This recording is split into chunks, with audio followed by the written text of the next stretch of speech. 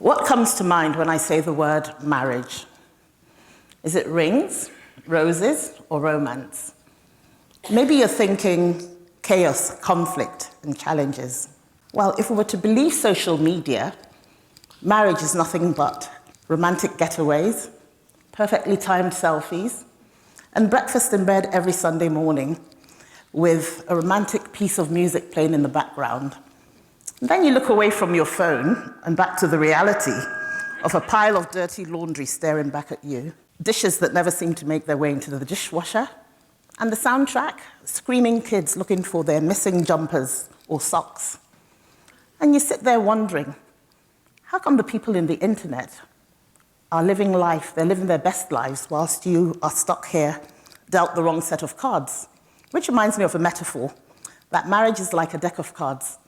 In the beginning, it's 2 hearts and a diamond. But after a few years, you're reaching for a club and a spade. And many couples identify with this image of marriage, right? They wonder how their relationships that were once so great go downhill so quickly.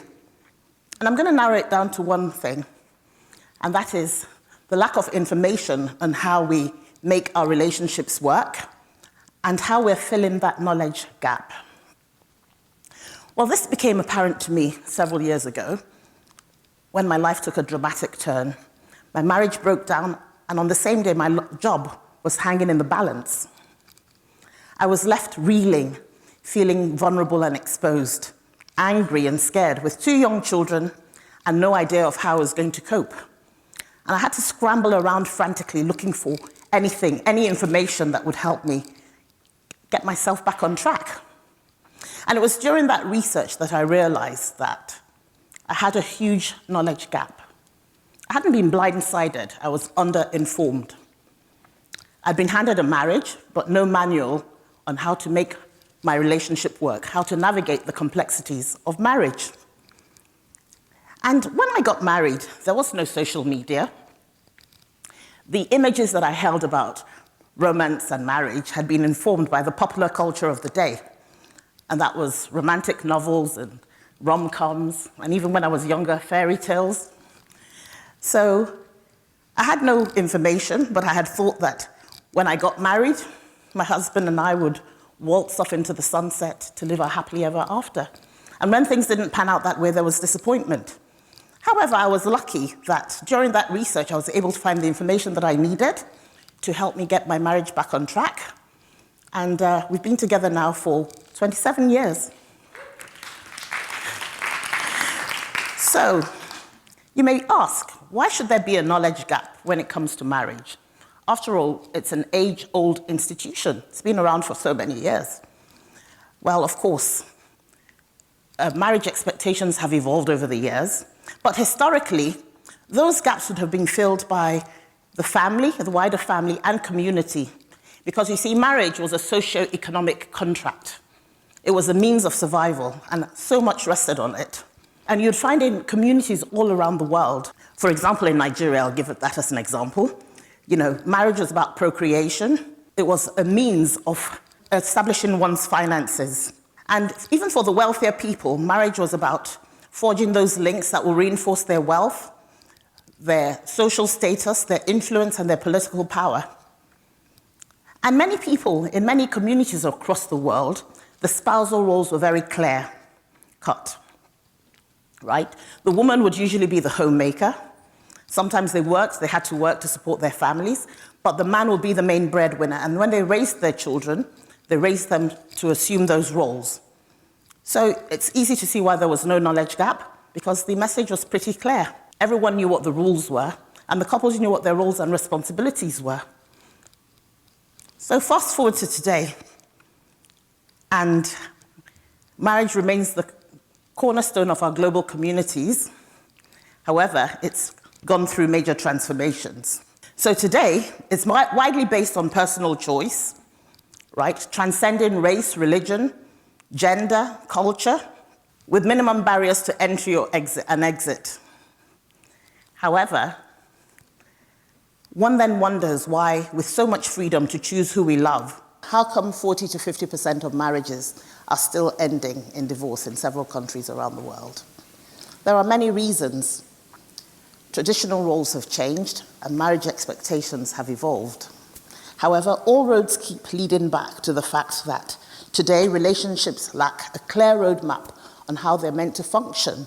And for better or worse, social media is filling that knowledge gap.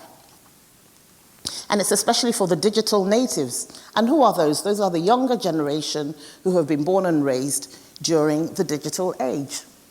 And interestingly, this demographic are quite skeptical about marriage.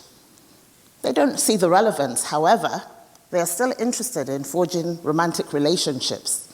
So naturally, they need the information on how to make them work. Today, digital natives are turning to social media as the go-to relationship coach. They're looking for gurus on TikTok, Instagram Reels, Twitter threads, looking for advice on love. 2019 Statista survey showed that 48% of 18 to 29-year-olds had sought information advice online. And who can blame them? It's free, it's easy to access, it's immediately available, and it has a wide range of voices, so arguably there's something for everyone. But is exposure to diverse voices, whilst it can be empowering, not all advice is good advice.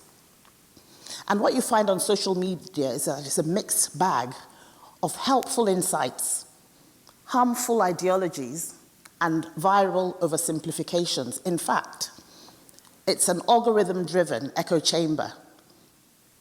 And whilst you might find influencers online who share profound insights backed by research and experience, others are preaching high engagement over high value.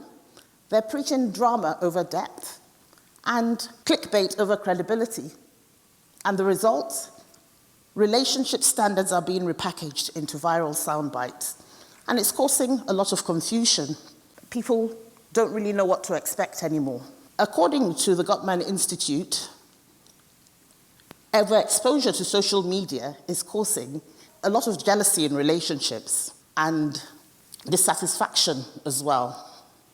And Dr. Lisa Patolan also said that when we start comparing our unscripted, messy, and very real relationships to the highly edited, sensationalized versions we see online, the gap between expectation and reality widens. So what are the digital natives watching? What are they consuming? There are several trends, but I will narrow it down to these four. We have the soft life influencers, and the message is avoid struggle. Mainly women who follow this trend, and they're advised to look for partners who are wealthy only, who would provide them in a certain lifestyle of opulence, luxury, and they're told that if they want to work, they can. If they don't want to work, they don't need to. However, whatever they make is theirs, and the husband would look after them. And a lot of these youngsters actually believe this. I've spoken with a few. Well, what are the results? Unreal expectations. Also, though no one wants to advocate struggle in relationships, the reality is that real love often requires endurance and work. Secondly, we have what we call the incels, or involuntary celibates. And these are usually young men, disgruntled young men, who you'll find following these trends on platforms like Reddit and 4chan. And the message is that women and social structures are responsible for their lack of romantic success. And in fact, they feel that women owe them a relationship. And it's steeped in misogyny, resentment, and nihilism. And what are the results? It can breed toxic masculinity and entitlement, and also violence. In fact, the UK Prime Minister, Keir Starmer, announced recently, about 6 weeks ago, that the viral miniseries Adolescents will be showed in schools all over the UK. And this was a movie about a young man who got radicalized online with harmful information, and it led to a murder. He said this would be a start point for educating young people on how to decipher harmful viral messages and pick what is right. So that will be a conversation starter. It's a very topical issue at the moment, as I already said. The next trend is the rebirth of the alpha male. And this has millions of male followers.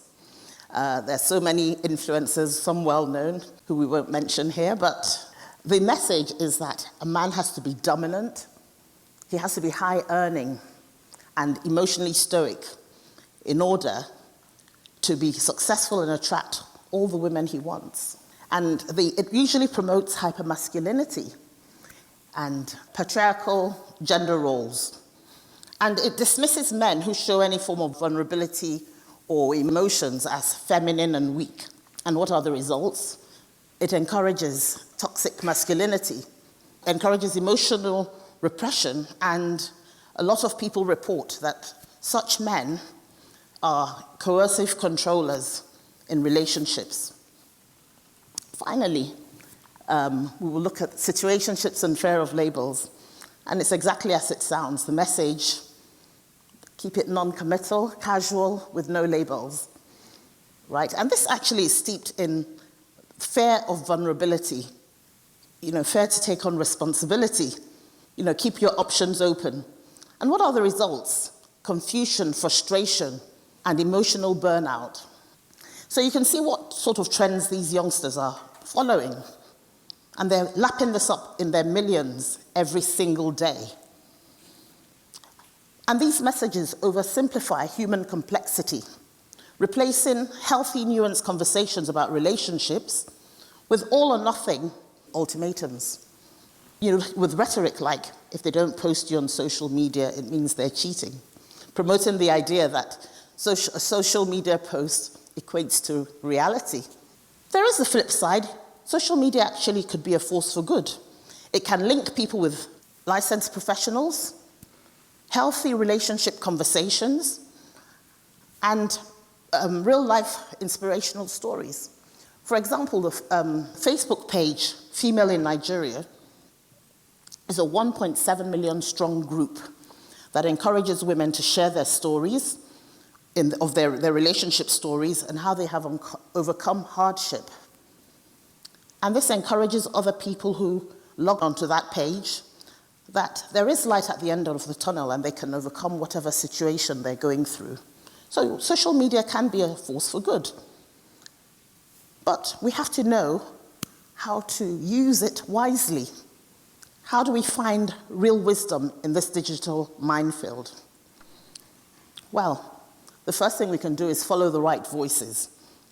When you go on to social media, consider the fact if this person you're listening to is a licensed professional, or maybe do they have the experience? I would usually ask myself, is this a licensed professional, as I just said? Are they an expert, or do they have experience in this field? Is what they're saying evidence-based, or is it just hyped clickbait? And also, I would say, encourage conversations beyond the screen. When you hear something, don't just take it as gospel.